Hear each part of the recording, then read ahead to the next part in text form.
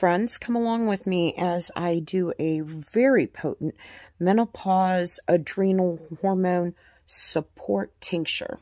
Also, say hello to my little twin sister Matilda. Unfortunately, during this filming, I thought the camera was on and we missed shatavari root being added into this tincture.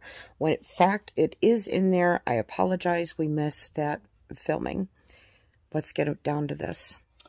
We have started out with maca and damnia, and those are both very supportive for hormones. They also give you a little bit of an aphrodisiac effect into the body.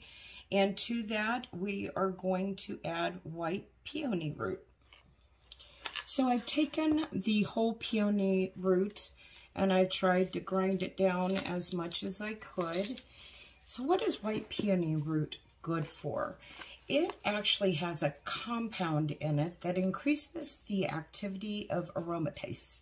And that's an enzyme that turns testosterone into estrogen. It also reduces testosterone synthesis. So adding this is going to balance your estrogen levels naturally. Thus, it's going to get rid of the negative effects of the menopause. It's also just all around nourishing to you. It supports the adrenal glands also, so that's why I mentioned we're going to do adrenal support in this. It helps balance the stress response. And, you know, being stressed tends to add to hot flashes. So it's going to help with your hot flashes. And as I mentioned, I had ground this down. Didn't get it 100%, but it's good enough. We've got a 1/2 gallon jar here, so I'm going to be adding 2/3. This is a 1/3 cup. I'll be adding 2 of those. Chaseberry. I have the whole dried berries. I'm going to add 1/3 cup of the chaseberry. It's very good for female issues. It reduces signs of PMS, menopause. It's been known to possibly help normalize estrogen and progesterone levels. I have also chosen to use a ground up version of the chaseberries too. This is also a 1/3 cup.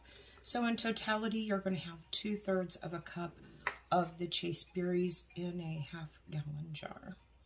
Next, we have evening primrose. This is very hard to find without it already being turned into an oil. Because of that, you can also substitute borage in this. It actually acts in the same way that the evening primrose does.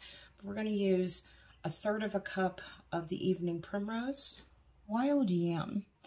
It is a plant native to North America, Mexico, and parts of Asia, and it's been used for centuries. It's to support menstrual cramping, PMS symptoms, digestive problems. It's very, very beneficial to female health.